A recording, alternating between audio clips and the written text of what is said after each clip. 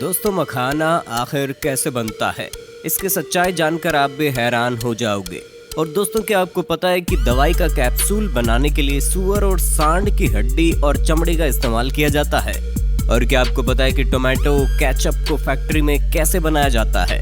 अगर नहीं पता है तो टेंशन लेने का नहीं, क्योंकि इस वीडियो में हम आपको डेली लाइफ में इस्तेमाल होने वाली हमारी सेहत से जुड़ी ऐसी ऐसी चीजें फैक्ट्री में बनते हुए दिखाएंगे जिसकी नॉलेज हर एक इंसान को होना चाहिए। दोस्तों, फैक्ट्री का जानकारी भरा सफर स्टार्ट करने से पहले हमारे वीडियो को एक छोटा सा लाइक करके चैनल को सब्सक्राइब कर लीजिए, क्योंकि वीडियो हमने बहुत ज्यादा मेहनत से बनाई है। चलिए शुरू करते हैं। Tomato ketchup process. दोस्तों, टोमेटो केचप एक ऐसी चीज है जो कि हर किसी को खाना पसंद है, लेकिन क्या आपको पता है टोमेटो केचप फैक्ट्री में आखिर बनता कैसे है? तो देखिए दोस्तों, टोमेटो केचप बनाने के लिए सबसे पहले टमाटर की खेती की जाती है, और जब टमाटर पूरी तरह से पक जाते हैं तो फिर इनकी हार्वेस्टिंग की जाती है, जिसके लिए इस एडवांस मशीन का इस्तेमाल किया जाता है।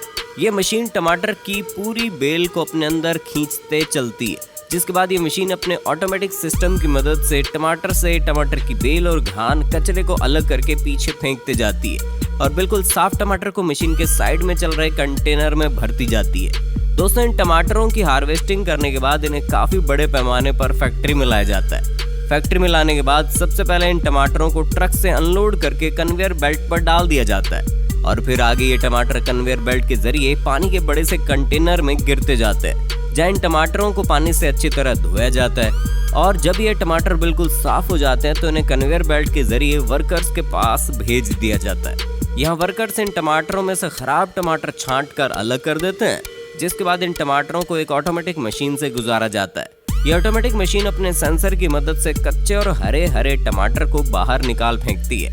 अब बचे हुए इन लाल टमाटरों को उबलते हुए पानी में डाल दिया जाता है, और जब थोड़ी देर उबलने के बाद इन टमाटरों की स्किन गलने लगती है तो इन्हें गर्म पानी से बाहर निकालकर आगे रबर की घूमती डिस्कों के ऊपर से गुजारा जाता है।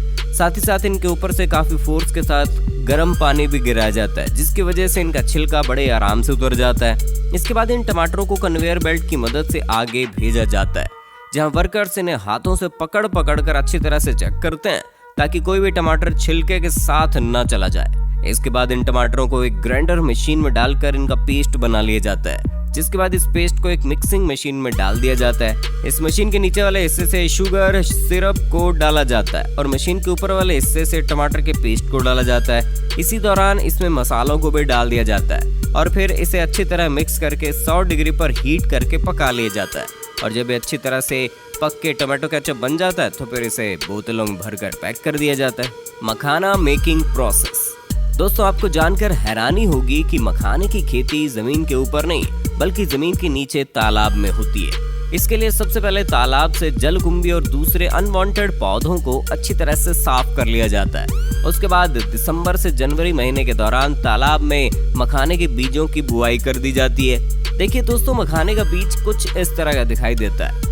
दोस्तों, मखाने की बुआई के कुछ दिनों बाद जनवरी से फरवरी महीने के दौरान मखाने के छोटे छोटे पत्ते पानी की सतह पर निकलने लगते हैं, और फिर अप्रैल से मई महीने तक पूरा तालाब इन बड़े बड़े कांटेदार पत्तों से भर जाता है। साथ ही साथ इन पौधों की जड़ें भी पानी के अंदर काफी लंबी और रेशेदार हो जाती है, और अप्रैल महीने के लास्ट वीक तक इन पौधों में धीरे धीरे फूल निकलना भी शुरू हो जाता है। ये बैंगनी रंग के फूल मई के फर्स्ट वीक से बड़ी तेजी के साथ आने लगते हैं, और मई माह की एंडिंग तक इन फूलों में फल लगने में शुरू हो जाते हैं, जो कि स्पंजी और कांटेदार होते हैं। दोस्तों, इसके एक फल में तकरीबन 70 से 110 बीज होते हैं। यही बीज आगे चलकर मखाने बनते हैं, और फिर फाइनली जुलाई का महीना आते आते मखाने का फल पूरी तरह से तैयार हो जाता है। इसीलिए पानी के अंदर ही फटने लगते हैं, और फटने के बाद इसका बीज पानी के ऊपर तैरने लगता है। इस बीज के ऊपर हल्के गुलाबी रंग का कवर चढ़ा होता है, और फिर 1 से 2 दिन पानी में रहने के बाद जब इसका गुलाबी कवर गल के सफेद हो जाता है तो ये बीज पानी के अंदर जाकर बैठ जाता है, और फिर अगस्त से सितंबर माह के दौरान मखाने के पत्ते भी बड़ी तेजी से गलने लगते हैं, जिसके बाद तालाब से उन पत्तों की सफाई कर दी जाती है,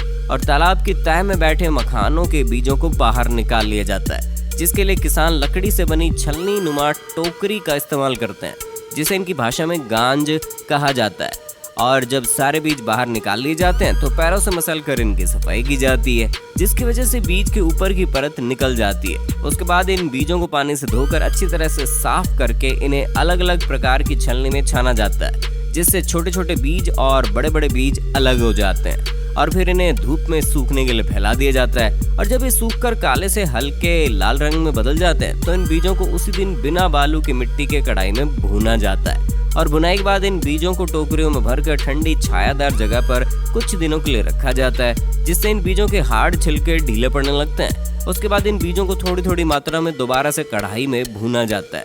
इस बार इन बीजों को 4 मिट्टी की और 1 लोहे की कढ़ाई में यानी कि टोटल 5 कढ़ाई में भुना जाता है। और जब लोहे की कढ़ाई में भूनते समय इन बीजों से फट-फट की आवाज आने लगती है तो इसे तुरंत बाहर निकाल कर लकड़ी के हथौड़े से एक ठोस जगह पर पीटा जाता है, जिसकी वजह से इन बीजों का हार्ड छिलका टूट जाता है। और काफी गर्म होने की वजह से अंदर का बीज फूटकर लावा के रूप में बाहर निकलता है और इसी लावे को हम मखाना कहते हैं। जिसके बाद इन मखानों से छिलके को अलग करके इन्हें पैक कर दिया जाता है। Chip making process.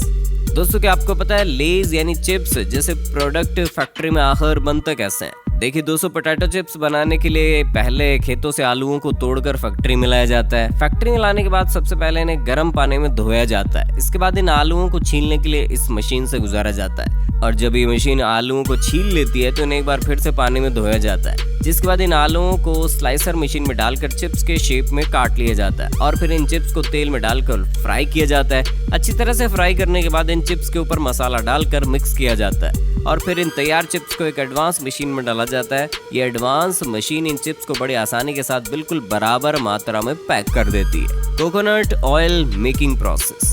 दोस्तों, ये तो आपको पता ही होगा, नारियल का तेल सिर्फ सर में लगाने के लिए नहीं होता बल्कि खाने के लिए भी इस्तेमाल होता है। लेकिन क्या आपको पता है नारियल का तेल फैक्ट्री में आखिर बनता कैसे है? देखिए दोस्तों, नारियल का तेल बनाने के लिए सबसे पहले नारियल के पेड़ों से कच्चे नारियलों को तोड़कर फैक्ट्री में लाया जाता है। फैक्ट्री में लाने के बाद इन्हें कुछ दिनों तक सुखाया जाता है और जब ये सूख जाते हैं तो इनके ऊपर ही छिलके को उतार लिया जाता है और फिर एक मशीन की मदद से इनके हार्ड शेल को भी तोड़कर निकाल लिया जाता है।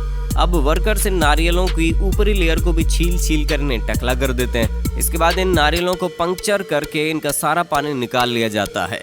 फिर इन नारियलों के छोटे छोटे टुकड़े करके इन्हें 3 बार अलग अलग करके धोया जाता है। अच्छी तरह से धोने के बाद इन्हें ग्राइंडर मशीन में डाल दिया जाता है। ये ग्राइंडर मशीन इन्हें पीस कर बारीक पाउडर में बदल देती है। इसके बाद इस बारीक पाउडर को कंप्रेसर मशीन में डाल दिया जाता है। ये मशीन नारियल के पाउडर को कंप्रेस करके एक साइड से वेस्ट निकालती है और दूसरी साइड से तेल निकालती है, जिसके बाद तेल को बोतलों में भरकर मार्केट में भेज दिया जाता है। Capsule making process. दोस्तों, आपने कैप्सूल तो कभी ना कभी जरूर खाया होगा, लेकिन दोस्तों आपको जानकर हैरानी होगी, इस कैप्सूल को सूअर और सांड जैसे जानवरों की हड्डी और चमड़ी से बनाया जाता है। दोस्तों, ये तो आपको पता ही होगा, कैप्सूल के ऊपर एक कवर होता है जिसके अंदर दवाई भरी जाती है। दोस्तों, इस कवर को जिलेटिन से बनाया जाता है। जिलेटिन एक तरीके का प्रोटीन होता है जिसे जानवरों की हड्डी और चमड़ी से निकाला जाता है। देखिए दोस्तों, फैक्ट्री में कैप्सूल बनाने के लिए सबसे पहले जानवरों की हड्डियों और चमड़ियों को प्रोसेस करके एक लिक्विड तैयार किया जाता है और फिर जिस कलर का भी कैप्सूल बनाना है उस कलर को इस लिक्विड में मिला दिया जाता है। जिसके बाद कैप्सूल के सांचों को इस लिक्विड में डुबोया जाता है और जब ये लिक्विड सूख कर कैप्सूल के कवर में बदल जाता है तो इन्हें बाहर निकाल कर इनमें दवाई के पाउडर को भरा जाता है और फिर इन कैप्सूल को अच्छी तरह से बंद करके पैक कर दिया जाता है। दोस्तों, जो कैप्सूल जानवरों के मटेरियल से बनता है उसके ऊपर हार्ड जिलेटिन लिखा होता है और जो कैप्सूल पेड़ पौधों से बना होता है उसके ऊपर सॉफ्ट जिलेटिन लिखा होता है। पेड़ पौधों से बनने वाले जिलेटिन 2 से 3 गुना महंगा होता है, इसलिए कंपनी वाले ज्यादातर जानवरों से तैयार जिलेटिन का इस्तेमाल करते हैं। दोस्तों, हमारी मेहनत का फल देने के लिए वीडियो को लाइक करें, शेयर करें और दोस्तों आप किस टाइप का वीडियो देखना पसंद करते हैं हमें कमेंट करके जरूर बताओ।